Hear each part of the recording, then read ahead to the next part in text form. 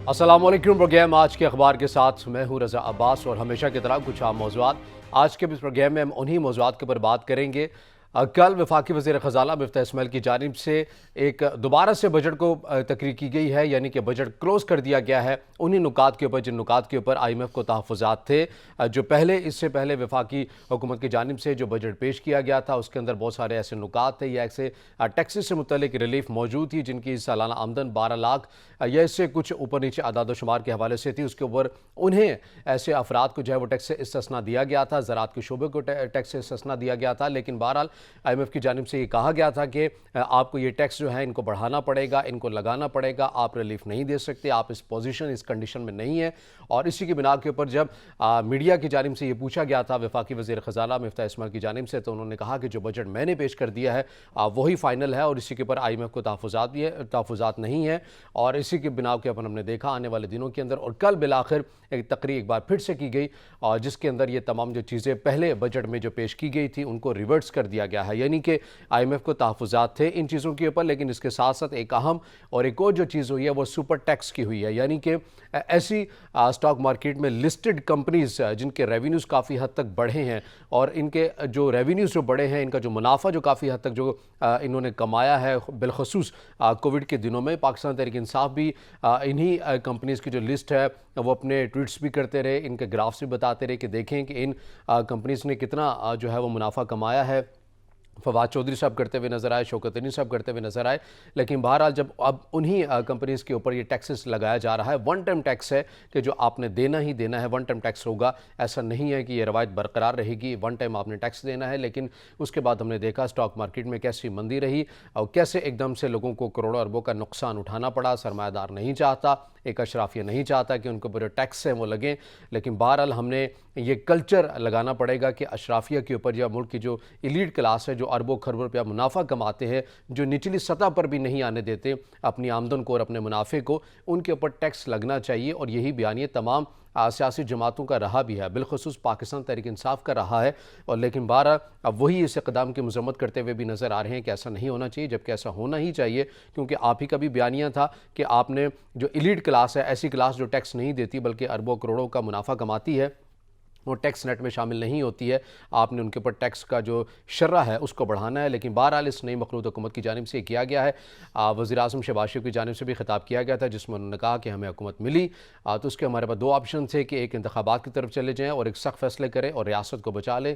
ताहम ये फैसला कर लिया गया कि रियासत को बचाना है और मुश्किल फैसले करने हैं। हम इस नुक्ते के ऊपर भी बात करेंगे, मईशत के हवाले से भी बात करेंगे। वज़ीर-ए-आज़म पाकिस्तान की जानिब से एक बार फिर नेशनल डायलॉग की बात की गई है, उस हवाले से भी हम बात करेंगे। मुल्क के सियासी मंजरनामे के हवाले से बात करेंगे और तमाम अमूर के ऊपर बात करने के लिए हमें स्टूडियो में ज्वाइन किया है सीनियर तज्ज़ियाकार है सैयद तसद्दुक़ गिलानी साहब। गिलानी साहब बहुत शुक्रिया वक्त देने के लिए। गिलानी साहब सबसे पहले बात कर लेते हैं सुपर टैक्स के हवाले से। कल हमने देखा वफाकी वज़ीर ख़ज़ाना की जानिब से दोबारा से बजट स्पीच की गई है, क्लोज़ कर दिया गया है अपनी तरफ से वफाकी हुकूमत की जानिब से। IMF को अब मज़ीद कोई तहफ़्फ़ुज़ात नहीं है और उम्मीद ये ज़ाहिर की जा रही है कि आपका IMF के साथ प्रोग्राम बहाल हो जाएगा। चाइना ने जो रकम देनी थी $2.3 अरब वो भी मिल चुकी है। अब आपको लगता है कि तय कर लिया गया है, मुश्किल फ़ैसले करने हैं और रहना है बकिया मुद्दत तक और डिलीवर करके देना? जी बहुत शुक्रिया रज़ा भाई। अच्छा, ये तय तो क्या करना था, अब तो मुश्किल फ़ैसले कर लिए गए।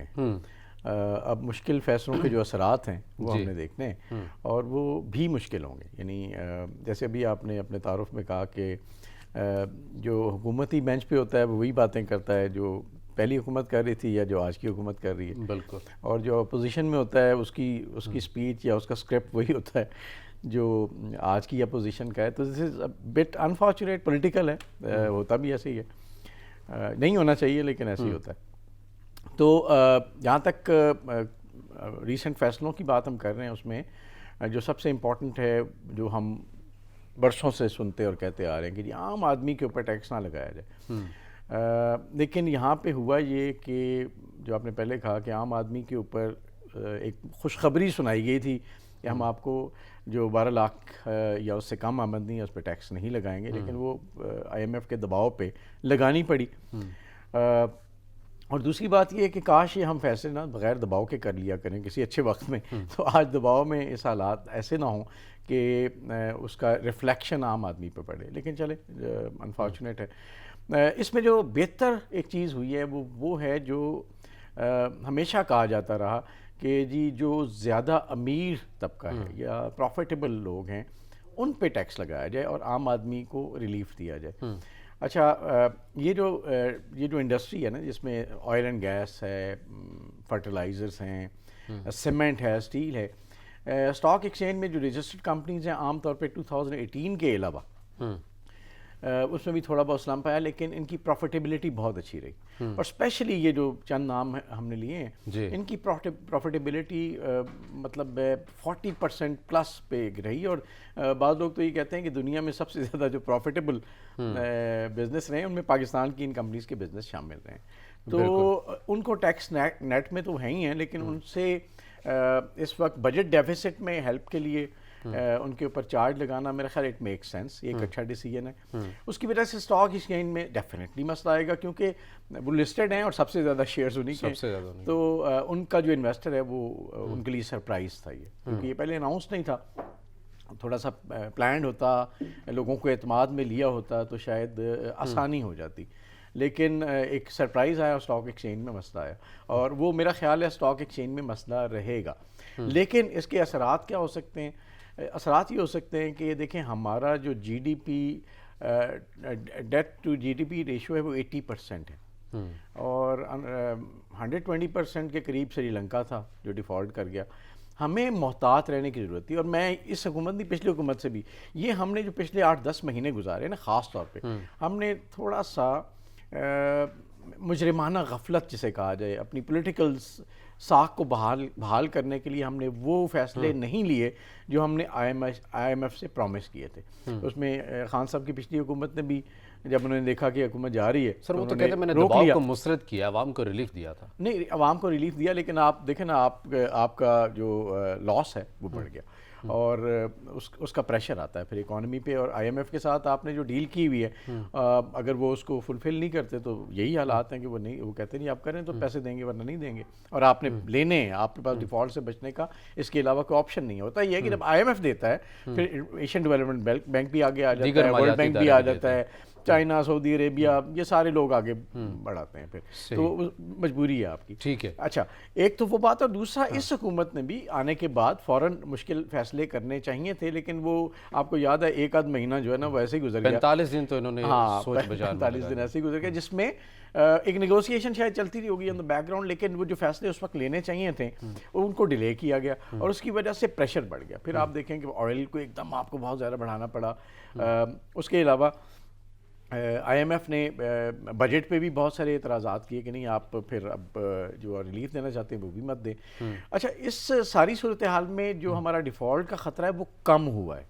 اب آئی ایم ایف سے اگر بات بن جاتی ہے تو الحمدللہ یہ شاید ہو سکتا ہے کہ ہم ڈیفالٹ سے بچ جائیں, ہمارا جو ایکسچینج ریٹ ہے وہ بہتر ہو جائے ڈالر کے اگینسٹ, اور یہ ایک بڑی کامیابی ہوگی. اچھا مجھے اپنے ناظرین کو سمجھنے کے لیے کہ جو سپر ٹیکس والا جو معاملہ ہے ہم اپنے ناظرین کو بتاتے چلیں کہ اس سے پہلے بھی یہ ایکسرسائز جو ہے وہ کی گئی تھی 2015 کے اندر, لیکن گیلانی صاحب بات یہ ہے کہ جن کے اوپر ٹیکسز لگے ہیں وہ یہ کہتے ہیں, کل بھی ان کی جانب سے ایک جو پلیٹ فارم ہے وہاں سے ٹویٹ کی گئی کہ ٹھیک ہے اگر آپ نے ہمارے اوپر ٹیکسز لگا دیں, لیکن 2015 میں بھی جب آپ نے لگائے تھے اور یہی کہہ کر لگائے تھے کہ یہ ون ٹائم ہے, لیکن وہ آج تک ختم نہیں ہو سکے ہیں. تو پاکستان میں یہ روایت رہی ہے کہ جب ایک بار کسی چیز کے اوپر آپ ٹیکس لگا دیتے ہیں, پالیسی آپ کہنے کے باوجود بھی آپ اس کو ریورس نہیں کرتے, آپ ہمیں یہ ایشور کر دیں کہ جیسا کہ آپ نے اسپیچ میں کہا ہے کہ یہ ون ٹائم ہے تو پھر یہ ون ٹائم ہی رہیں, ایسا نہ ہو کہ یہ پھر مسلسل ایک حصہ بن جائے. اچھا یہ مجھے نا بڑا پازیٹیو بیان لگا ہے ان کنٹریبیوٹرز کی طرف سے, اس انڈسٹری ریپرزنٹیٹیو کی طرف سے کہ یار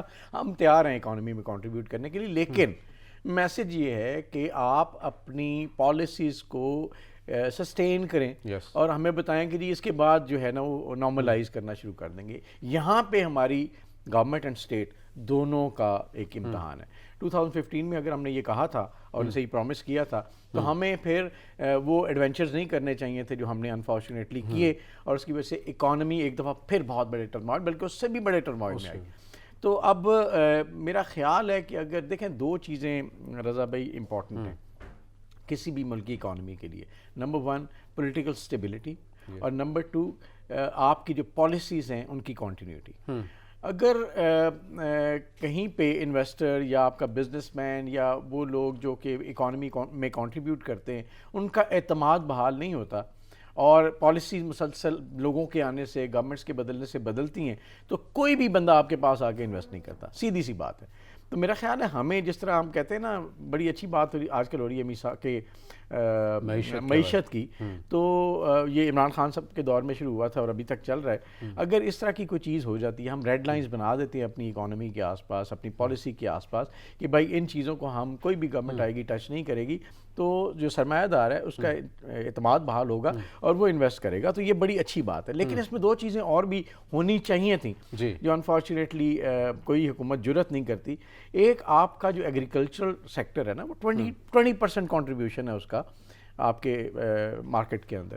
اب وہاں پہ آپ فکس ٹیکس کی بات کرتے ہیں, وہاں پہ آپ جرت نہیں کرتے کہ اس کو بھی اس میں ٹیکس نیٹ میں اس حد تک لایا جائے کہ وہ بھی کنٹریبیوٹ کرے اکانومی میں یا اس طرح کے لاس کو کور کرنے میں. اور دوسرا جو ہمارا ٹریڈر ہے اس کو بھی ہم نہیں چھیڑتے, اس کو بھی ہم کہتے ہیں کہ جی آپ وہ بھی 20% کنٹریبیوٹ کرتا ہے. تو آپ دیکھیں 40% آف دی اکانومی جس میں جو ان معاملات میں کنٹریبیوٹ کرتی ہے اس کو آپ بالکل نہیں چھیڑتے. اور یہ لوگ, میں تو ان کو پھر سلوٹ کرتا ہوں بڑی انڈسٹریز کے لوگوں کو, ان کا جی ٹھیک ہے ہم تیار ہیں, بس ہم ایشورٹی دیں گے, دوبارہ نہیں کریں گے. تو میرا خیال ہے گورنمنٹ کو گوئنگ فارورڈ باقی لوگوں کو بھی اعتماد میں لینا چاہیے اور سب کو جو زیادہ کما رہا ہے اس مشکل وقت میں کم از کم ڈیفالٹ کی صورتحال سے بچنے کے لیے, اکنامک اسٹیبلٹی کی طرف جانے کے لیے قربانی دینی چاہیے, تاکہ جب آپ اسٹیبل ہو جائیں اور کنسسٹنٹ پالیسیز اللہ کرے رہیں تو پھر آپ ایک گروتھ کی طرف جائیں گے اور پھر سب کو فائدہ ہوگا. زراعت کے حوالے سے بھی آپ نے بات کی, ٹریڈر کے حوالے سے بات کی. پاکستان غالباً ان 10 بڑے ممالک میں آتا ہے جن کے پاس ریٹیلر کی جو مارکیٹ ہے وہ سب سے زیادہ ہوتی ہے. لیکن بدقسمتی ہماری ہے کہ زراعت کو اس حوالے سے ہم جدید بھی نہیں کر سکے, نہ ہم کسان کو اپنی سہولیات بھی دے سکے. تو اگر ہم ان کے اوپر مزید ٹیکسز بھی لگاتے ہیں تو وہ بیچارہ کسان تو مزید جو ہے وہ پس جائے گا. یا تو آپ اس کو جدید خطوط کے اوپر استوار بھی کریں, آپ اس کو سہولیات بھی دیں تاکہ وہ آپ کو اتنی پروڈکشن بھی دے. اس حوالے سے بھی یہ چیزیں کرتے ہوئے ہمیں نظر آئے. لیکن ریٹیلر مارکیٹ کے اوپر بالخصوص اگر بات کریں, یہ بات کی گئی ہے وفاقی وزیر خزانہ IMF کی جانب سے کہ ہم فکس ٹیکس لے کر آ رہے ہیں, بل کے حساب سے ہم لیں گے اور بلز میں ہی ایڈجسٹ کریں گے, 3 سے یا میکسیمم 10,000 تک ہم جو ہے وہ ان سے ہم کریں گے. آپ سمجھتے ہیں کہ پہلے بھی پاکستان تحریک انصاف نے اقدام اٹھانے کی کوشش کی تھی لیکن اس کے اوپر رد عمل آیا تھا دکانوں کی جانب سے, تاجر کمیونٹی کی جانب سے. اس بار سختی کرنی پڑے گی اور آپ کو امپلیمنٹ کرنا پڑے گا. اتنی بڑی مارکیٹ ہے, بغیر ٹیکس کے آپ اس کو نہیں چھوڑ سکتے ہیں. اچھا رضا بھائی, ایسے ہے کہ جب آپ بہت بڑی کمیونٹی کے اندر یہ ٹیکس لگاتے ہیں نا, تو پھر جیسے آپ نے کہا کہ شاپ کیپرز یا چھوٹے جو تاجر ہیں وہ ڈیفینیٹلی اس سے متاثر ہوتے ہیں. اگین وہی کرنا چاہیے جو جہاں بڑی انڈسٹریز کو ٹارگٹ کیا گیا, ان سے کنٹریبیوشن یا ان سے قربانی مانگی گئی. ہونا یہی چاہیے کہ جو آپ کا بڑا زمیندار ہے, کسان نہیں, جو بڑا زمیندار ہے اس سے آپ کہیں یار آپ کنٹریبیوٹ کریں. جو آپ کا بڑا ٹریڈر ہے یا تاجر ہے اس سے آپ کہیں کہ آپ کنٹریبیوٹ کریں. یہ چھوٹے تاجروں بیچاروں کو مت چھیڑیں, یہ پہلے ہی بڑی مشکل سے گزارا کر رہے ہوتے ہیں اور ان کا ڈائریکٹ امپیکٹ کنزیومر پہ پڑتا ہے. اور دیکھیں کنزیومر بیچارے کو اب بچانا بڑا ضروری ہے. جو کنزیومر ہے وہی آخر میں ٹیکس پے کرتا رہا ہے نا اس ملک میں. تو اگر آپ چھوٹے تاجر یا چھوٹے دکاندار کو اس ٹیکس نیٹ میں اس طرح لانے کی کوشش کریں گے تو الٹیمیٹلی وہ تو اپنا کہیں نہ کہیں سروائیول کے لیے کنزیومر سے فائدہ اٹھانے کی کوشش کرے گا. تو یہ نہ کریں, آپ ٹارگٹ کریں بڑے لوگوں پہ, چاہے وہ بڑا زمیندار ہے, چاہے وہ بڑا ٹریڈر ہے یا تاجر ہے, ان سے ان کو فوکس کریں. تو میرے خیال یہ حالات اس وقت ایٹ لیسٹ سنبھل جائیں گے. پھر گوئنگ فارورڈ جیسے کہتے ہیں لانگ ٹرم پالیسی, اس میں ہم احتیاط سے وہ دیکھیں گے جن کی انکم زیادہ ہے یا جن کے بلز جیسے آپ کہہ رہے ہیں زیادہ ہیں. یہ آپ جو 10,000 کی بات کریں, یہ بہت چھوٹی بریکٹ ہے, میرے خیال بڑی بات نہیں, لاکھوں کروڑوں میں بات کرنی چاہیے. وہاں پہ آپ لے کے آئیں اس چیز کو. اور پھر آپ دیکھیں کہ آپ کے فیوچر میں جو انڈسٹری آپ گرو کرنا چاہتے ہیں وہاں پہ آپ کیسے ریلیف دیں گے. جس انڈسٹری کو آپ اسٹیبلائز کرنا چاہتے ہیں اس کو کس طرح سے ٹیکس نیٹ کے اندر ایک سہولت ایسی دیں گے کہ وہ سسٹین رہے. اور اس کے علاوہ جو نیا انویسٹر ہے وہ کن کن سیکٹرز میں انویسٹ کرے. تو میں خیال لانگ ٹرم پالیسی بھی بنے. لیکن ابھی اس وقت وہ یاد ہے نا آگ بجھانے کی کوشش ہو رہی ہے جو ہمارے ملک میں اکثر ایڈوکزم ہی ہے. یہ تو عموماً آگ بجھانے کی ہی حکمت عملی اپنائی جاتی ہے. یہ اسی حوالے سے بات کروں گا کہ لانگ ٹرم پالیسی کے حوالے سے ہماری جتنی بھی فی الحال کی جو کاوشیں ہیں, چاہے پاکستان تحریک انصاف کی بھی ہوں یا اس نئی مخلوط حکومت کی بھی ہوں, یہی رہی کہ ہمیں IMF کا جو پروگرام ہم نے ان کے ساتھ کیا ہے اس کی مکمل جو اقساط ہیں وہ ہمیں مل جائیں اور ہماری ہر پالیسیز اسی پیراہے میں بنتی ہوئی بھی نظر آئی ہیں. آپ کو لگتا ہے کہ کہیں ملک کی کسی اہم بیٹھک میں کسی بھی سطح کے اوپر یہ پالیسی ڈسکس ہو رہی ہو کہ ہم 5 سے 10 سال کے لیے ایسی کون سی پالیسی اپنائیں کہ ان مالیاتی اداروں سے ہماری جان چھوٹ جائے, ہم خود کفیل ہو جائیں اور اپنے خرچے بھی ہم خود ہی اٹھائیں؟ ایسی کوئی پالیسی کی ڈسکس ہو رہی ہے؟ اچھا, ڈسکس تو ڈیفینیٹلی ہوتی رہتی ہے, ہو بھی رہی ہوگی, لیکن مسئلہ یہ ہے کہ ایسی پالیسیز کے لیے آپ کو ایک انسرٹینٹی کو ختم کرنا پڑتا ہے. ابھی آپ ریسنٹلی دیکھیں کہ جب پی ٹی آئی کی گورنمنٹ تھی تب بھی ایک انسرٹینٹی رہی کہ جی آج گئی گورنمنٹ, کل گئی, آج گئی کل گئی, اور جیسے ہم نے کہا 45 ڈیز انہوں نے بھی ضائع کیے, اس میں بھی بہت ساری ایسی خبریں تھیں کہ گورنمنٹ ٹھہرے گی, جائے گی, الیکشنز کب ہوں گے, سپٹمبر میں ہوں گے, 1.5 سال بعد ہوں گے. ابھی بھی یہ انسرٹینٹی ابھی بھی نہیں گئی. ابھی بھی بہت سے حلقے یہی بات کرتے ہیں کہ شاید یہ جون جولائی کے آس پاس پھر وہی ایک بحث چھڑے گی کہ سپٹمبر میں الیکشنز کرا دیں.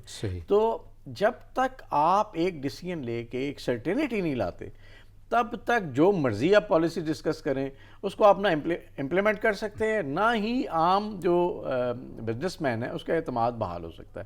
تو کہیں نہ کہیں ہمارے جتنے مقتدر حلقے ہیں یا جتنے اس کے اسٹیک ہولڈرز ہیں ان کو ایک پراپر ڈیسیژن میکنگ کرنی پڑے گی کہ یار کچھ بھی ہو جائے ہم نے, جیسے میں نے کہا ریڈ لائنز ہمیں ڈرا کر لینی چاہیے کہ ہم نے ان ریڈ لائنز کو نہیں چھیڑنا, ایک پولیٹیکل سٹیبلٹی لے کے آنی ہے اور اس میں سارے اسٹیک ہولڈرز کو لانا ہے. اب مسئلہ یہ ہے کہ پی ٹی آئی کے دور میں نون لیگ بات نہیں کرتی تھی, پہلے خان صاحب نہیں کرتے تھے, پھر نون لیگ نہیں کرتی تھی, یا اپوزیشن نہیں کرتی تھی. اب سچویشن الٹ گئی ہے, اب اپوزیشن والے جو گورنمنٹ کل وزیر اعظم پاکستان نے تو کہہ دیا کہ ان چیزوں کو نکالنا ہے, اگر ملک کو اس بحران سے نکالنا ہے تو ہمیں نیشنل ڈائلاگ کی جانب بڑھنا پڑے گا, تمام اسٹیک ہولڈرز کو بیٹھنا پڑے گا. تو پاکستان تحریک انصاف کی جانب سے جو رویہ ہے وہ مثبت تو نہیں ہے اس حوالے سے, لیکن پاکستان تحریک انصاف بھی کہتی ہوئی نظر آ رہی ہے کہ آپ تو کہہ رہے تھے کہ ہم نہ تجربہ کار ہے اور آپ ہی کے پاس اس ملک کا حل ہے, تو آپ نے ہمیں حکومت سے نکال کر ہمیں سے ہی دوبارہ بات کرنی ہے, تو پھر ہمیں نکالا ہی کیوں تھا؟ ہمیں نکالا کیوں, تو بالکل صحیح ہے. لیکن بات یہ نا کہ ہمیں ایک چیز سمجھنی چاہیے کہ ہم نے پولیٹیکل جو رائیولری کہہ لیں یا پولیٹیکل ڈس ایگریمنٹس کہہ لیں, ان کو ہم نے پرسنل ڈس ایگریمنٹس بنا لیا. اب یہ دونوں طرف سے ہے, یہ میں بالکل صرف یہ نہیں کہتا کسی ایک سائڈ سے, دونوں طرف سے ہی ہے. اور اس میں یہ ہوتا ہے کہ آپ ذاتیات پہ حملے کرتے ہیں, ایک دوسرے کے ساتھ دشمنی کی حد تک آ جاتے ہیں. اب جب دشمنی آ جاتی ہے تو وہ پھر اس میں ڈائلاگ انفارچونیٹلی اتنا نہیں چلتا. تو ہمیں, میرا خیال ہے, اس کو تھوڑا سا اس ماحول کو ٹھنڈا کرنے کی ضرورت ہے. اس میں میڈیا, سوشل میڈیا, اس میں جو طاقتور لوگ ہیں ان سب کا کردار ہے کہ ہم ان سب کو تھوڑا سا ریلیکس کریں, انہیں کہیں ٹھیک ہے یار. اتنی تقسیم کے بعد بھی آپ کو لگتا ہے کہ کہیں نہ کہیں سے آغاز ہو جائے گا؟ نہیں, وقت لگتا ہے سر, بالکل. اگر آپ نے اتنے سالوں میں ایک ڈیوائڈ انفارچونیٹلی اس کمیونٹی اس ملک میں کریٹ ہوئی ہے کہ لوگ اب ایک دوسرے کی بات سننے کو تیار نہیں ہیں, تو اس کو ٹھیک ہونے میں بھی وقت لگتا ہے. اب کرنا یہ ہے کہ شارٹ ٹرم میں آپ نے اسی ماحول میں جینا ہے اور کچھ مشکل فیصلے کرنے ہیں, جس کی وجہ سے پی ٹی آئی کو بھی اور opposition Noon league and People's Party and others, ان کو بھی ایک سیاسی قیمت ادا کرنی پڑے گی. اس کے بعد میرا خیال ہے جب بھی نئے الیکشنز ہوں, مطلب 1.5 سال بعد ہوتے ہیں, یہ جب بھی ہوتے ہیں, اس کے بعد میرا خیال ہے ہمیں سب کو مل کے یہ سوچنا چاہیے کہ جس کا حق بنتا ہے وہ آئے اور اس کو ایک انہی ریڈ لائنز کے اندر ایک موقع فراہم کیا جائے, اور اپوزیشن جو بھی ہو وہ اس بات کو مانے کہ اب ان پہ جائز تنقید ہم نے کرنی ہے, ان کو ہم نے غلط فیصلے لینے سے روکنا ہے, اپنے پولیٹیکل ووٹ بینک کو بھی سیٹسفائی کرنا ہے, لیکن کام کرنے میں رکاوٹ ڈالنا یا فیل کرنے کی کوشش کرنا, اس سے دیکھیں آپ میں سے 2 بندوں سے ایک تو شاید جیت جائے, لیکن ملک انفارچونیٹلی ہار جاتا ہے, عوام سفر کرتے ہیں. تو میرا خیال ہے ہمیں اس پولیٹیکل میچورٹی اور اس جو کہتے ہیں جنرل وزڈم, اب اس کی طرف آنا چاہیے اور ایک دوسرے سے بات کرنا شروع کر دینی چاہیے. اور ملک کی جتنی بھی جو تمام چھوٹی بڑی سیاسی جماعتیں ہیں وہ تو آپ کو اس حکومت میں نظر آئیں گی جو نئی مخلوط حکومت بنی ہے.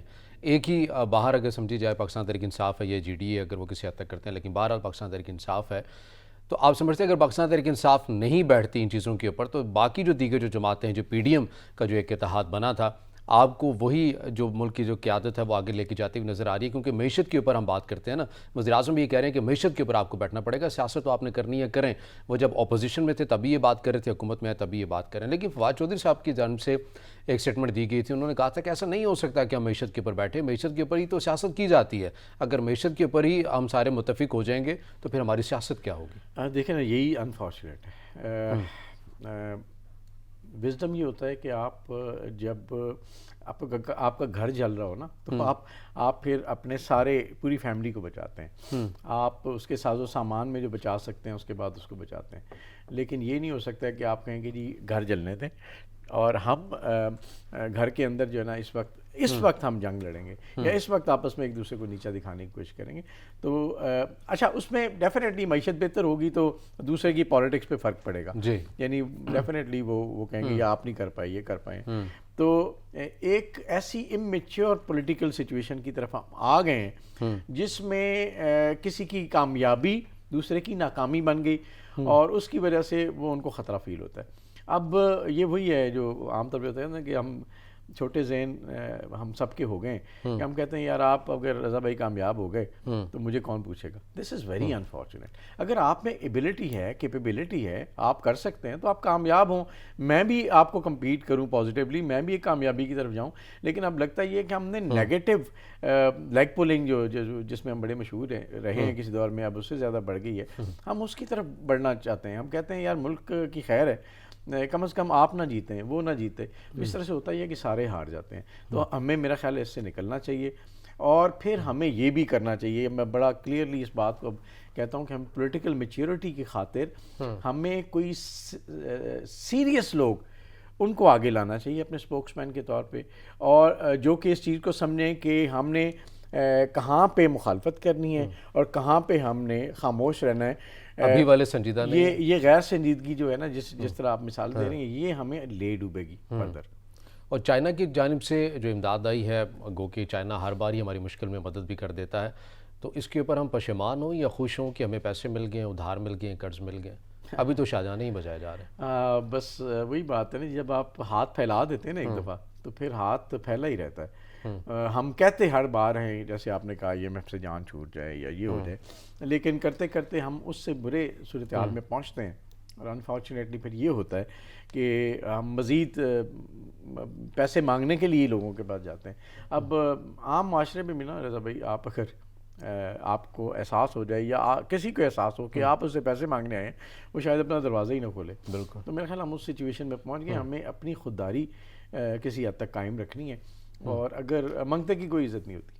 بالکل ایسے. تو ہمیں اب یہ سمجھنا ہے کہ ہم کس طرح اپنے آپ کو خود کفیل بنانا ہے اپنی پالیسیز کو بہتر کرنا اپنے آپ کو عزت دار بھی بنائیں اور اپنے آپ کو اس اور وسائل سارے موجود ہیں اس ملک کے اندر. اس وسائل موجود ہیں خالی یوٹیلائز آپ نے کرنا ہے صحیح معنوں میں ڈویژن صحیح معنوں میں کرنی ہے. اب دیکھیں آپ ہماری مطلب جو پازیٹیو چیزیں ہیں وہ یہ ہیں کہ ہم دنیا کی 5ویں بڑی آبادی ہیں.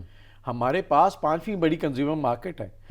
ہم اس خطے میں بستے ہیں کہ اگر ہم تھوڑے سے اپنے جو ہماری پروڈکشن ہے اس کو کوالٹی پروڈکشن کر لیں اپنی ایکسپورٹس کے اوپر. میں اکثر آپ کے پروگرام میں بھی بات کرتے تھے کہ ایکسپورٹ کوالٹی کو امپروو کر لیں اور ہم ایکسپورٹس اپنی بڑھائیں اور اپنی جو ہمارے پاس مین پاور ہے اسکلز ہیں جو ریسورسز ہیں ان کو کس طرح سے یوٹیلائز کریں. تو یہ کوئی لمبا عرصہ نہیں ہے. میرا خیال ہے 2 4 5 سال میں آپ اپنی home industry small industry medium and large industry کو کوئی مختلف مراحت اس طرح سے دیں کہ وہ کمپیٹ کر سکیں انٹرنیشنل مارکیٹ میں. جیسے آپ کو انرجی پرائسز بنگلہ دیش دیکھیں آج انرجی میں انہوں نے بہتری کی. آج وہ ایکسپورٹ کر رہے ہیں. ان کی اکانومی شاید پرسنٹیج میں انڈیا سے بھی اوپر جا رہی ہے. تو یہ ہمارے ساتھ بھی ہوا تھا ایک دور میں. لیکن مسئلہ یہ ہے کہ ہم اس کو کنسسٹنٹ ہونے دیں نا. تو کچھ ایسی پالیسیز بنائیں جس کے آپ ایگریکلچر سیکٹر آپ کے اندر جو آپ کے پاس جو لوکل ریسورسز ہیں اس کی بیس پہ جو انڈسٹری ہے جس پہ آپ ایکسپورٹس کر سکتے ہیں یورپ میں امریکہ میں اور خاص طور پہ مڈل ایسٹ میں اس کو کمپٹیٹیو بنائیں ان کو مراعات دیں تاکہ ہمارا فارن ایکسچینج بڑھے. اور ودن 4 to 5 years رضا بھائی میں آپ سے کہہ رہا ہوں ودن 4 to 5 years آپ اپنے پاؤں پہ کھڑا ہو سکتے ہیں. لیکن اس کے لیے پھر وہی ہے نا کہ جن کے پاس ترجیحات چاہیے مستقل مزاجی چاہیے اور طاقت جن کے پاس ہے. طاقت کا سارا مسئلہ ہے پاور گیم ہے. بات کر لیتے ہیں سیاسی منظرنامے کے حوالے سے. نیشنل ڈائلاگ کی تو بات وزیراعظم پاکستان کی جانب سے کی گئی. پاکستان تحریک انصاف بار بار اداروں کے اوپر بھی الزامات لگا رہی ہے. ایک پریشر جو ہے وہ ڈیولپ کرنے کی کوشش کر رہی ہے جس کی ہم چیزیں دیکھتے بھی ہیں عملاً سوشل میڈیا کے اوپر دیکھتے ہیں. بار بار عمران خان صاحب خود اداروں کے حوالے سے بات کرتے ہوئے نظر آ رہے ہیں. تو آپ سمجھتے ہیں کہ پاکستان تحریک انصاف کی پالیسی وہی ہے جو کسی زمانے میں نون لیگ کی تھی کہ اداروں کے اوپر دباؤ کو بڑھانا ہے تاکہ کہیں نہ کہیں مزاحمت کر کے ہم مفاہمت کا راستہ اپنا لیں گے, ہم ایک تاریخ لے لیں گے پاکستان تحریک انصاف کا جیسا کہ مطالبہ الیکشن کا, تو اس میں کامیاب ہوتے ہوئے آپ کو نظر آئیں گے؟ اچھا، یہ جیسے آپ نے کہا نا کہ نون لیگ نے بھی یا باقی جماعتوں نے بھی اس طرح کی ٹیکنیک یوز کی تھی، پی ٹی آئی بھی وہی کر رہی ہے. اچھا، اتنا کھل کے میرا خیال ہے نہ ہمیں اداروں کا نام لینا چاہیے اور نہ ہی کسی اور سائڈ سے اس چیز کو بہت زیادہ ہائی لائٹ کرنا چاہیے، کیونکہ یہ ہمارا انٹرنل میٹر ہے.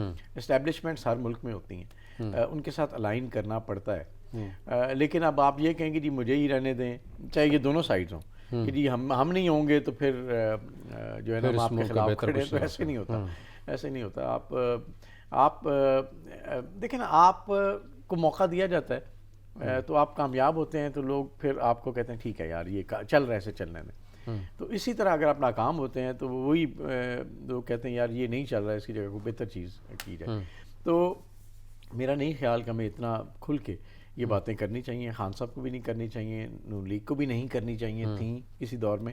ہاں، آپ اس طرح ضرور کر سکتے ہیں کہ کوئی اگر خدا نہ خواستہ جیسے ڈکٹیٹرشپ آتی ہے ملک میں، خدا نہ آئی ہے پاس میں، اس کے اگینسٹ آپ ضرور بات کر سکتے ہیں کہ یار آپ نے سسٹم کو ڈیسٹیبلائز کر دیا. لیکن پولیٹیکل سیٹ اپ جو الحمدللہ چل بھی رہا ہے، اچھا ہے یا برا ہے، اس میں ہمارے سیاستدانوں کی نالائکیاں بھی شامل ہیں. ان کے اندر جو نا اتفاقی ہے، انہوں نے اپنی عزت چھوڑی ہے نہ دوسرے کی چھوڑی ہے. ابھی کی صورتحال دیکھ لیں، ابھی کے اتفاق کرنے کے لیے تیار نہیں ہے، بیٹھنے کے لیے تیار ایک دوسرے کو جب انسلٹ کریں گے، ایک دوسرے کو آپ ذاتیات پہ لے آئیں گے تو پھر کوئی بھی آپ کی عزت خود نہیں عمران کرے خان گا. صاحب اعتراف کر چکے ہیں کہ فیٹ اپ کا معاملہ ہو یا دیگر قانون سازی ہو تو اس وقت کی جو اپوزیشن، جو آج کی نئی مخلوط حکومت ہے، ان کو بٹھانے میں اداروں نے ہی اپنا کردار ادا کیا. بالکل ایسے ہی ہے. تو مسئلہ یہ ہے کہ آپ آپس میں کیوں نہیں بیٹھتے؟ خان صاحب آپ آج ایک نئی مثال قائم کریں. آپ کہیں نہیں میں بھولتا ہوں سب کچھ، آئیں بیٹھیں اور اس کے بعد آپ ایک اچھا چہرہ لے کے الیکشنز میں جائیں عوام کے پاس کہ دیکھیں ہم نے ایک ڈفرینٹ رویہ. منی لانڈرنگ کے کیسز ہیں، کیسے ان کے ساتھ ہاتھ ملا دو، معاشرے کی اقدار پامال ہو جائیں. اچھا، میرا یہ خیال ہے کیسز تو اس ملک میں بند بھی جاتے ہیں اور ختم بھی ہو جاتے ہیں، لیکن ہونا یہ چاہیے کہ آپ ملزم کے ساتھ بیٹھ سکتے ہیں، مجرم کے ساتھ نہیں بیٹھ سکتے. تو اگر کوئی مجرم ثابت ہو گیا ہے کسی بھی سائڈ سے تو اس کے ساتھ نہ بیٹھیں. لیکن اگر مجرم کو ثابت نہیں ہوا تو آپ الزام کی بنیاد پہ تو ڈویژن کریٹ نہیں کر سکتے نا. Facts are facts. ایک گورنمنٹ ہے، ایک اپوزیشن ہے، کوئی بھی جیلوں میں نہیں ہے یا کسی کو عدالتوں نے اس طرح سزا نہیں دی کہ یہ مجرم ڈکلیئر کر دی ہے. تو آپ آپس میں تب تک بیٹھیں جب واقعی یہ فیصلے نہیں ہو جاتے. اور اس ملک کو ظاہر ہے یہ یا خان صاحب نے چلانا ہے یا نون لیگ نے یا پیپلز پارٹی نے، ان لوگوں نے چلانا ہے نا، اور پیچھے حلقوں نے ان کو سپورٹ کرنا ہے. تو آپ لوگ آپس میں بڑے بن کے بڑا پن کا مظاہرہ کرتے ایک دوسرے کے ساتھ بیٹھیں، پھر یہ فیس لے کے جائیں گے. دیکھیں ہم نے ایک نئی مثال دی، ہم نے ملک کو جب مشکل حالات میں تھا ہم نے اپنا کردار ادا کیا ہے اور ہم نے اپنی ساری پولیٹیکل جو دشمنیاں تھیں بھول گئے تھے. آج ہم آپ کے پاس آئے ہیں، ہمیں آپ بتائیں کہ دیکھیں ہمارے رول کے مطابق آپ ہمیں ووٹ دیں. تو یہ کلچر میرا خیال ہے کسی کو تو شروع کرنا ہے. نون لیگ کو بھی کرنا چاہیے تھا، نہیں کیا. اور جتنی آسانی سے آپ یہ کہہ رہے ہیں اتنی آسانی سے ہوتا ہے وہ بھی نظر آئے گا. اچھا، وہ اس لیے نہیں ہوتا نا کہ رضا بھائی جو لیڈرز ہوتے ہیں نا ان کی ایموشنل انٹیلیجنس بہت اچھی ہوتی ہے. وہ ایموشنلی اتنی جلدی غصے میں نہیں آتے جیسے آنا چاہیے. تو مجھے لگتا یہ ہے کہ ہم انفارچونیٹلی لیڈرشپ ہمارے پاس اس طرح کی ہے نہیں یا لیڈرشپ بن نہیں پائی. ہمارے لوگ غصے میں آ جاتے ہیں اور غصے میں آ کے وہ چھوٹے فیصلے یا چھوٹی باتیں کرنا شروع کر دیتے ہیں. تو لیڈر جو ہوتا ہے وہ بڑا آدمی ہوتا ہے، وہ مشکل حالات میں آ کے بیٹھ جاتا ہے. خدا نہ خواستہ جب ملک میں مشکل وقت آتا ہے تو وہ کہتے ہیں جی اس وقت ہم اکٹھے ہیں، ٹھیک ہے پالیٹکس بعد میں کریں گے. تو میرا خیال ہے آن آل سائڈس ہمیں بڑا پن نہیں نظر آتا. تو اس بڑے پن جب نہیں نظر آتا، لیڈرشپ نظر نہیں آتی، تو پھر چھوٹی چھوٹی باتیں ہوتی ہیں اور اس کی وجہ سے ملک آگے نہیں چلتا.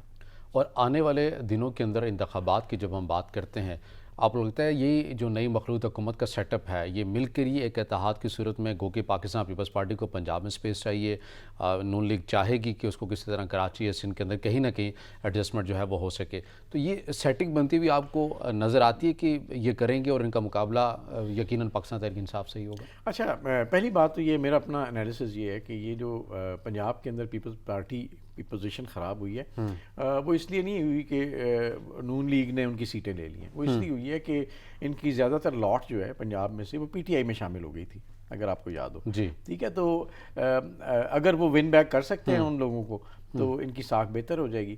اچھا، لیکن وہ کہتے ہیں کہ وہ جو پی ٹی آئی کے اندر بھی گئے ہیں وہ اسی وجہ سے گئے ہیں کہ پاکستان پیپلز پارٹی کے جماعت نے، قیادت نے ہاتھ ملایا ہے نون لیگ کے ساتھ، اور وہ شہید بے نظیر بھٹو کا ایک نظریہ اور بھٹو صاحب کا ان کے ساتھ نہیں ہاتھ ملایا جا سکتا. اسی کی بنا پر وہ ناراض ہو کر وہ گئے ہیں. میں سوال کا جواب آپ سے لوں گا مگر ناظرین یہ وقت بریک کے بعد جب واپس آئیں گے تو یہیں سے گفتگو کا آغاز کریں گے. ہمارے ساتھ رہیے گا.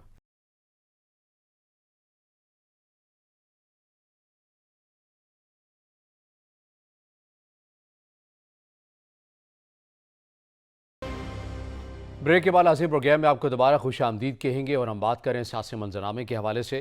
گیلانی صاحب، بریک میں جانے سے پہلے جو سوال آپ کے سامنے رکھا کہ آپ نے کہا کہ پاکستان پیپلز پارٹی کے بہت سارے جو لوگ پنجاب سے انہوں نے موو کیا پاکستان تحریک انصاف کی جانب سے، لیکن وہ ایک بیانیے کے تحت تھے پاکستان پیپلز پارٹی کے ساتھ، اور اسی رویے کی وجہ سے یا اس نظریے کے اوپر عمل درآمد ہوتا ہوا، اور جب انہیں نظر نہیں آیا اور نون لیگ کے ساتھ اتحاد بنتا ہوا نظر آیا تو انہوں نے بہتر جانا کہ آپ پاکستان تحریک انصاف کے ساتھ جا کے مل جائیں۔ تو جب اگر اتحاد ہوگا تو آپ کو لگتا ہے کہ وہی لوگ دوبارہ ریورس ہوں گے؟ اچھا، یہ اتحاد مجھے نا کوئی زیادہ لمبا چوڑا اتحاد نظر نہیں آتا۔ الیکشنز تک تو شاید یہ اتحاد آپ کو نظر آئے، لیکن اس کے بعد سارے 10 سال چلنے کی باتیں کی ہوئی ہیں۔ ہاں، وہ تو خیر آپ کو یاد ہے 2013 میں نہیں 2008 میں بھی اس طرح کے بیان ہم نے سنے تھے دونوں سائڈوں سے، لیکن وہ ایک سال کے بعد معاملات میں ہی تھے۔ دیکھیں، پولیٹیکل پاورز ہیں دونوں، اور ان کا اپنا اپنا ووٹ بینک ہے۔ ان کو جب بھی اپنا ووٹ بینک ریوائیو کرانا ہے تو اپنی اپنی حیثیت میں وہ آگے آتے ہیں۔ اچھا، اب یہ سوچا جائے کہ نون لیگ پنجاب میں کوئی پیپلز پارٹی کو بہت بڑا حصہ دے دے گی، یا سندھ میں نون لیگ کو بڑا حصہ پیپلز پارٹی دے دے گی، تو یہ میرا نہیں خیال، یہ کوئی عقل مندی بھی ہوگی اور یہ دیں گے بھی۔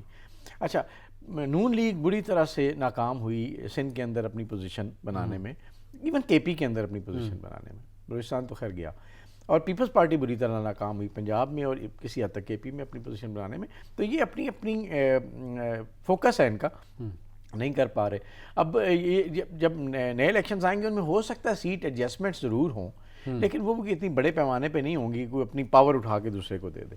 تھوڑی بہت ایڈجسٹمنٹ ضرور ہوں گی، جیسے ابھی بائی الیکشنز میں بھی آپ کو نظر آئیں گی، لیکن الٹیمیٹلی ہوگا یہ کہ ایک سپلٹڈ قسم کا مینڈیٹ آئے گا جب بھی الیکشنز ہوں گے، اور اس کے بعد پھر نئے اتحاد بھی بن سکتے ہیں، کوئی پرانے اتحاد بھی چل سکتے ہیں ڈیپینڈنگ آن دی سچویشن، اور بات آگے چلے گی۔ لیکن یہ کہا جائے کہ پرماننٹ اتحاد ہے، آئی ڈونٹ تھنک سو۔ ہاں، اس وقت میرا خیال ہے ملک کی ضرورت ہے کہ خدا نخواستہ، وہ کہتے ہیں ملک بچے گا تو سب بچیں گے، تو اس وقت سب کو مل جانا چاہیے۔ خان صاحب کو بھی اس وقت تھوڑا سا بیک فٹ پہ جانا چاہیے، کیونکہ تھوڑا سا مجھے یہ لگتا ہے کہ اگر اس بیانیے کو مزید وہ آگے لے کے گئے تو پولیٹیکلی تو پتہ نہیں فائدہ جب ہوگا نہ ہوگا، لیکن وہ آہستہ آہستہ آپ دیکھیں اپنا مومنٹم لوز کر رہے ہیں۔ بڑے بڑے جلسوں سے شروع کیا، دھرنے تک گئے، اور اب چھوٹے چھوٹے اس پہ آ گئے۔ تو میرا خیال ہے ان کو اس وقت ایک پولیٹیکل وزڈم کا مظاہرہ کرتے ہوئے ایک ڈیفرنٹ نوعیت کی پاکستان تحریک انصاف کی پنجاب کے حوالے سے آپ کو ایک منظم تنظیم سازی کی پالیسی اپناتے ہوئے نظر آ رہے ہیں، یا فقط عمران خان صاحب نے اپنے ہی انٹرویوز، جلسوں، دھرنوں تک ہی فوکس رکھا ہوا؟ اچھا، دیکھا جائے تو پنجاب میں بھی نا بہت سپلٹ ہے پی ٹی آئی کے اندر، اسی سپلٹ کی وجہ سے آپ کو یہ موجودہ صورتحال نظر آ رہی ہے۔ تو پنجاب کے اندر پی ٹی آئی نے اگر کچھ کرنا ہے تو انہیں تنظیم سازی پہ اس وقت جانا چاہیے، انہیں اس موقع سے فائدہ اٹھانا چاہیے کہ وہ وارڈ ٹو وارڈ، گلی محلوں میں، ڈور ٹو ڈور جا کے اپنے آپ کو ری اسٹیبلش کریں، اور جو ان کے پولیٹیکل کانفلکٹس ہیں جو ہوتے بھی ہیں یار پارٹی میں، نون لیگ میں بھی آپ دیکھیں تو ہوں گے، یہاں پہ آپ زیادہ اسٹرانگ ہوتے ہیں وہاں سپلٹ آ جاتا ہے، لیکن اس کو کسی حد تک میچیورلی ارینج کرنا چاہیے کہ وہ پنجاب کے اندر اپنی اسٹرینتھ بحال کریں، کے پی میں اپنی اسٹرینتھ کو مینٹین رکھیں، اور کراچی کے اندر اپنی جو پولیٹیکل ان کو ایک ایج ملا تھا اس کو کس طرح ریوائیو کریں۔ تو میرے خیال یہ بہت بڑی ان کی پولیٹیکل سکسیس ہوگی۔ لیکن صرف خان صاحب ہر جگہ اپنا جو ان کا کرسمہ ہے وہ اگر صرف کریں گے تو اس سے ظاہر ہے فرق تو پڑتا ہے، جیسے نواز شریف صاحب کے آنے سے فرق پڑتا ہے، لیکن دیکھیں آپ کو گراس روٹ لیول پہ پولیٹیکلی جانا پڑے گا، تاکہ جب الیکشنز آئیں تو آپ کے پاس ایک اچھا پلیٹ فارم ہو اور پھر آپ اپنے حلقوں میں جیت سکیں۔ تو میرا یہ خیال ہے کہ اب سب کو نا ڈیفرنٹلی سوچنا چاہیے۔ صحیح۔ تو آئندہ آپ کو لگتا ہے کہ جو اگر بات ہم کر لیں کہ آنے والے ضمنی انتخابات بھی آ رہے ہیں، جس کو الیکشن کمیشن کی جانب سے ڈی سیٹ کیا گیا تھا ان تمام اراکین کو جنہوں نے وزیر اعلیٰ پنجاب کے لیے ووٹنگ کی تھی، تو اس صورتحال کے اندر وہ الیکشن آپ کو ایک واضح اکثر کے طور پر اس موجودہ تمام سیاسی جماعتوں کی پالیسیز کے اوپر کس کی زیادہ اچھی آپ سمجھتے ہیں کہ ایک بیانیہ بنا سکتے ہیں؟ کہ اگر نئی مخلوط حکومت کی بات کریں تو مہنگائی کا بیانیہ ان کے ساتھ جڑ چکا ہے، پاکستان تحریک انصاف نے ان کے بالکل الٹ ڈال دیا ہے کہ دیکھیں ہم تو اچھا پرفارم کر رہے تھے، انہوں نے آ کر مہنگائی کر دی، ہم نے تو دباؤ کو مسترد کر دیا تھا۔ مہنگائی ہی ہے جس کی بنا کے اوپر سیاست کی جاتی ہے، اور اسی کی بنا کے اوپر عوام کی حمایت حاصل کی جاتی ہے۔ تو اب تو بیانیہ الٹ بن چکا ہے، تو اس صورتحال میں کیا رزلٹ جو ہے وہ ہو سکتے ہیں، سرپرائزنگ ہو سکتے ہیں؟ اچھا دیکھا جائے تو ہمارے پاس نا بیانیے میڈیا میں تو بہت اسٹرانگ رہتے ہیں، لیکن وہ بیانیے شہروں کے اندر بھی بک جاتے ہیں، لیکن جو 60-70% جو ہمارے گاؤں کے حلقے ہیں نا، ولیجز ہیں، ان ایریاز میں وہ بیانیے نہیں بکتے. وہاں پہ ایک پولیٹیکل انفراسٹرکچر ہمیشہ کام کرتا ہے. صحیح. تو جس کو آپ کہتے ہیں کہ جی وہ جو ونرز ہوتے ہیں نا، سیٹ ونرز، وہ ہمیشہ رول پلے کرتے ہیں. تو اس صورت میں مجھے لگتا ہے یہ ہے کہ ریزلٹس کو خاص فرق نہیں پڑے گا. وہی لوگ جیتیں گے جو کہ جن کا حلقہ مضبوط ہے. اور بیانیہ جو ہے وہ ایک حد تک تو چلے گا، شہروں میں کسی حد تک فرق پڑے گا، ہو سکتا ہے جیت پھر بھی وہی لوگ جائیں، لیکن ووٹ زیادہ یعنی کمپٹیشن ٹف ہوگا. تو اگر فری اینڈ فیئر الیکشن، اس ملک کا سب سے امپورٹنٹ مسئلہ یہ ہے کہ ایک ایسا الیکشن ہو جس پہ عوام کو اعتماد ہو، اور ہارنے والا کہ ہاں جی ٹھیک ہے. لیکن بات یہ ہے کہ ہارنے والا جب ہارتا ہے وہ کہتا ہے جی دھاندلی گڑبڑ ہو گئی ہے. اور دوسرا، ہمارے یہاں پولیٹیکلی نا لوگ ایموشنلی کنیکٹ ہوتے ہیں. جب اپنے پولیٹیکل لیڈرز کے ساتھ لوگ انٹیلیجنٹلی نہیں، ایموشنلی کنیکٹ ہوتے ہیں. تو اس میں وہ صحیح کرے یا غلط کرے، وہ انفارچونیٹلی اس کو سیکنڈ کر دیتے ہیں. تو اب دیکھنا یہ ہے کہ عمران خان صاحب کو واقعی وہی ان کا جو ایک کرسمیٹک پرسنالٹی ہے وہ اگر اس الیکشن میں اپنا رول پلے کرتی ہے تو ٹف کمپٹیشن دیں گے. لیکن اگر وہی رہتا ہے کہ وہی لوگ جن کو ڈی سیٹ کیا گیا، اگر وہی دوبارہ سے اپنے حلقوں میں اپنا اثر و رسوخ بحال کر لیتے ہیں تو پھر میرے خیال پی ٹی آئی کو مشکل ہوگی. یعنی کہ پاکستان تحریک انصاف کا جو بیانیہ رہا کہ جو منحرف اراکین ہوئے ہیں ان کے اگینسٹ، اور اپنے لوگوں کو خان صاحب کہتے بھی رہے کہ آپ کے بچوں سے کوئی شادیاں نہیں کرے گا، آپ کا باہر جانا مشکل ہو جائے گا، یہ بیانیہ کس حد تک مقبول ہوا ہے پذیرائی ملی الیکشن میں معلوم ہو جائے گا. لیکن ساتھ میں بتائیے گا، نئی مخلوط حکومت کے حوالے سے جس طرح سے ہم یہ دیکھ رہے ہیں، مہنگائی کے حوالے سے مشکل فیصلے وہ بار بار کر رہے ہیں، آپ نے الیکشن میں بھی جاننا ہے، تمام سیاسی جماعتوں کی کوشش ہوتی ہے. مفتاح اسماعیل صاحب اس طرح سے ایک پاپولر وزیر خزانہ ثابت نہیں ہوئے. وہ یقینی اس بات کے اوپر یقین رکھتے ہیں کہ آپ کو مشکل فیصلے کرنے ہیں، آپ فی الحال اپنی سیاست کو چھوڑ دیں، اگر معیشت درست کرنی ہے تو مشکل فیصلے لینے پڑیں گے. لیکن جب بھی کوئی وزیر خزانہ اس پالیسیز سے آتا ہے، اس سوچ کے ساتھ آتا ہے، تو پھر اس کو چلنے بھی نہیں دیا جاتا، حتیٰ کہ اس کے اپنی جماعت کا جو وزیر اعظم ہوتا ہے، اس ملک کا وزیر اعظم ہوتا ہے، وہ بھی سٹینڈ نہیں کر رہا ہوتا. تو یہ جو مشکل فیصلے لیے گئے ہیں مفتاح اسماعیل کی جانب سے، آپ کو لگتا ہے کہ آنے والے دنوں میں ان کے اندر مستقل مزاجی رہے گی، یا پھر ووٹ لینے کے لیے سب کچھ ریورس بھی ہو سکتا ہے، کیونکہ اسحاق ڈار صاحب کے بھی آنے کی باتیں چل پڑی ہیں؟ اچھا، بات یہ ہے کہ میرا خیال ہے کہ مفتاح اسماعیل ہوں یا اسحاق ڈار صاحب ہوں یا کوئی اور صاحب، جو اس سائٹ پہ ہمیشہ نظر آیا ہے، وہاں پہ پاسٹ میں یہ لگا ہے کہ ایک نون لیگ نے سٹینڈ لیا ہے ان چیزوں پہ کہ انہوں نے کبھی بھی اپنے وزیر خزانہ کو اس کو اون کیا ہے، اور اس کی وجہ سے ان کو نقصان ہوا یا فائدہ ہوا وہ علیحدہ بات ہے، لیکن اون کیا. لیکن پی ٹی آئی نے 3 وزیر خزانہ تبدیل کیے تھے، اور انفارچونیٹلی وہ وہی تھے جو مختلف جماعتوں سے آئے تھے. تو وہاں پہ ایک ڈفرینٹ سچویشن نظر آئی ہے. تو مجھے نہیں لگتا کہ یہ مفتاح اسماعیل کا اپنا فیصلہ ہے یا اس کے پیچھے پارٹیز نہیں کھڑی یا ان کی اپنی پارٹی نہیں کھڑی. جب نقصان ہوگا تو پوری نون لیگ کا ہوگا، اگر ہوا تو، یا پیپلز پارٹی کا ہوگا کسی حد تک. لیکن یہ نہیں ہو سکتا کہ صرف مفتاح اسماعیل کو قربانی کا بکرا بنا دے. مجھے لگتا ہے کہ ایسا شاید نہ ہو. اور الیکشن کے جو نزدیک دن آئیں گے تو ہو سکتا ہے کہ مقبول فیصلے یہ کر بھی لیں. اچھا دیکھیں، اگر یہ 1.5 سال بعد الیکشنز ہوتے ہیں تو پھر ڈیفینیٹلی مجھے لگتا ہے کہ 6 سے 7 مہینے تو بہت مشکل ہوں گے، بہت زیادہ ڈی فیم ہوں گے گورنمنٹ. اور سب سے زیادہ جو مسئلہ ہوگا مہنگائی کا ہوگا. عوام جو ہے نا، دیکھیں مہنگائی جب بڑھتی ہے تو پھر آپ کے اکنامکس اوپر جا رہی ہو، ملک جو ہے نا ڈیفالٹ نہ کیا ہو اس نے، سب کچھ وہ زیرو ہو جاتا ہے. تو اگر 6-7 مہینے کے اندر انہوں نے یہ مشکل فیصلوں سے یہ ایج حاصل کر لیا کہ یہ ریلیف عام آدمی کو پہنچا سکے، یعنی اس کی بیسک نیڈز، آٹا، چینی، دالیں، سبزیاں، گوشت، اور کسی حد تک گیس اور بجلی، اور ان کے تعلیم کے اور صحت کے معاملات کسی حد تک مینیج کر پائے. اور یہ میرا پلان بھی یہی ہوگا ان کا، اگر یہ کوئی بھی پولیٹیکل پارٹی اس کا یہ ہوتا کہ نیکسٹ جو نومبر یا دسمبر آنورڈ جو ٹائم ہوگا اس میں یہ ریلیفز دینے کی کوشش کریں. اور اس ریلیف دینے کے لیے ضروری کہ آپ کے پاس پیسہ ہو، آپ سبسڈیز دینے کی پوزیشن میں ہوں. اب اس میں بھی یہ دیکھنا ہوگا کہ آئی ایم ایف واقعی وہ ان کو دینے دے گا یا نہیں دینے دے گا. تو ایک مشکل سچویشن ہوگی، بٹ مجھے لگتا ہے کہ یہ کریں گے اور ریلیف دینے کی کوشش کریں گے اگر ان کو یہ وقت مل گیا, اور اپنی پولیٹیکل جو فیس سیونگ ہے وہ ضرور کرنے کی کوشش کریں گے. پنجاب ہی عموماً وفاق میں فیصلہ کن ایک صوبہ ہوتا ہے, وہی طے کرے گا وفاق میں کون بیٹھے گا کون نہیں بیٹھے گا, لیکن پنجاب کی سیاست میں بھی جس حد تک جو تقسیم ہو گئی ہے, چودھری برادران جو ایک وزرداری کی مثال سمجھے جاتے تھے کہ ہر معاملے کے اوپر یہ آگے آتے ہیں, جب بھی قومی کوئی معاملہ ہوتا ہے تو مل بیٹھتے ہیں, یہ خاندان آگے بڑھتا ہے, تعاون کرتا ہے, تو اب تو اسی خاندان کے اندر تقسیم ہوتی ہوئی نظر آ رہی ہے. یعنی آپ کی سیاست ہی اتنی بری طرح تقسیم ہو چکی ہے, تو آئندہ الیکشن کوئی آپ کو خوفناک ہوتے ہوئے نظر نہیں آ رہے؟ اچھا, یہ تھوڑا سا نا ایک سیڈ پارٹ بھی ہے.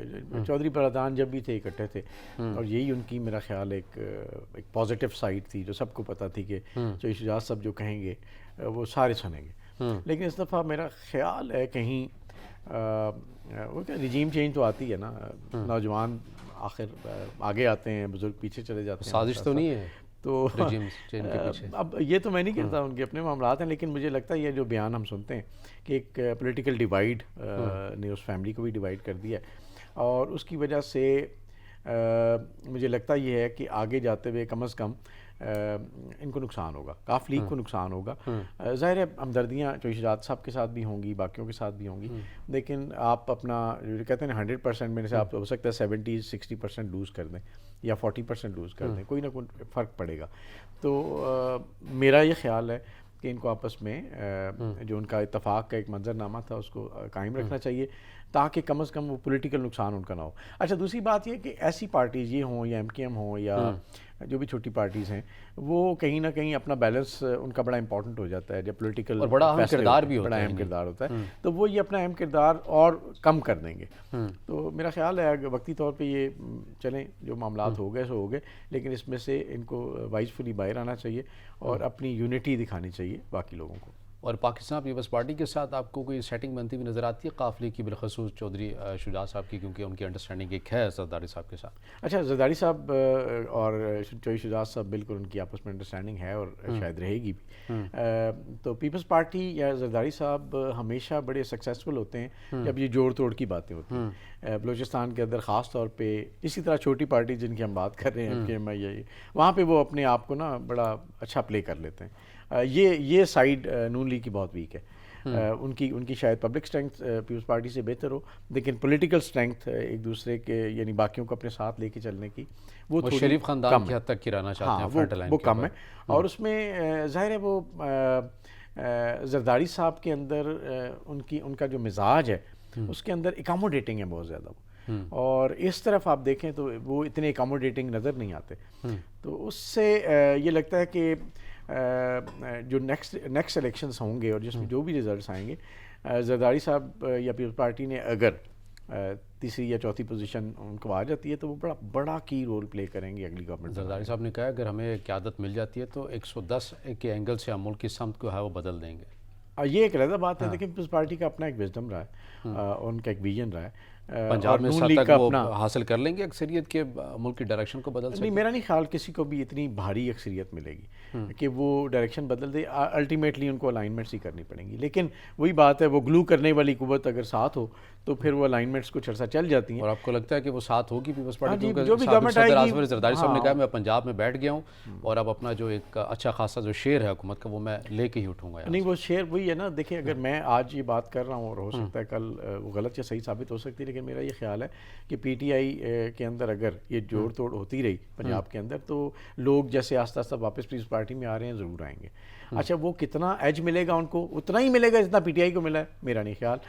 پنجاب کی سیاست ایک بڑا اہم کردار ادا کرے گی اگلے الیکشن میں, لیکن نون لیگ کا فیلئر سندھ میں اور KP میں وہ پھر نہ ان کو ایسی پوزیشن میں نہیں لانے دے گا کہ یہ ایک سنگل پولیٹیکل فورس کے طور پہ آئیں. تو زرداری صاحب کی رول پلے کریں گے, میجورٹی ان کے پاس ہو یا نہ ہو. نیکسٹ جو گورنمنٹ بنے گی زرداری صاحب کا اس میں ضرور رول ہوگا. ہاں, یہ ہے کہ ان کی نیگوسیشن کیسے چلتی ہے, وہ پرائم منسٹر اپنا لا سکتے ہیں کہ نہیں لا سکتے, وہ کی رولز پہ اپنے لوگ لا سکتے ہیں کہ نہیں لا سکتے, یہ بڑا امپورٹنٹ ہوگا. اور وہ جب آ جائیں گے تو پھر دیکھیں گے پیپلز پارٹی میں 2013 اس جماعت کی دوسرے صوبے کے اندر فیلئر ہونا، یہ آپ سمجھتے ہیں کہ واقعی فیلئر ہے، یہ حکمت عملی ہے کہ پنجاب والے نون ہے تو وہ نہیں چاہتے کہ ہم سندھ کے اندر جا کے اپنا اثر رسوخ قائم کر سکیں؟ کے پی سے پاکستان تحریک انصاف کی ایک پاور بن چکی ہے پنجاب کے اندر، اب اس طرح سے مکمل طور پر ان کے پاس نہ ہی امیدوار ہیں اور لیکن بہرحال ایک تعداد تو موجود ہے لیکن اس حد تک نہیں ہے. تو آپ سمجھتے ہیں کہ ساری سیاسی جماعتوں نے ایک حلقوں کے اندر، ایک صوبوں کے اندر اپنا ایک ایریا بنا لیا؟ اچھا یہ مجھے لگتا ہے ڈیفینس موڈ ہے. ڈیفینس موڈ یہ ہے کہ ہر پارٹی اپنی جو ایگزسٹنگ اسٹرینتھ ہے اس کو بچانے میں لگی ہوئی ہے اور وہ گروتھ موڈ کی طرف جا ہی نہیں رہی. آپ نے بالکل صحیح بات کی ہے. یعنی وہ اپنی پالیسی، اپنی پولیٹیکل اسٹرینتھ کو بچا رہے ہیں بجائے اس کے کہ وہ جو ہمارے اگریسولی جاتے، وہی محفوظ ہاں کہ وہاں لیڈرشپ جو ہے نا وہاں پیدا کرتے، اس کو سپورٹ کرتے. فار ایگزامپل سندھ میں یہ لوگ اور پنجاب میں پیپلز پارٹی وہ کر ہی نہیں پا رہے. صحیح. تو نہ ان کے پاس وقت ہے، نہ ہی میرا خیال ہے اتنے وسائل انفارچونیٹلی ان کے پاس ابھی ہیں. بہت شکریہ. سینئر تجزیہ کار سے تصدق گیلانی صاحب ہمارے ساتھ موجود تھے. آپ کے وقت کا بہت شکریہ. ناظرین آج کے پروگرام سے اتنا ہی، اجازت دیجیے.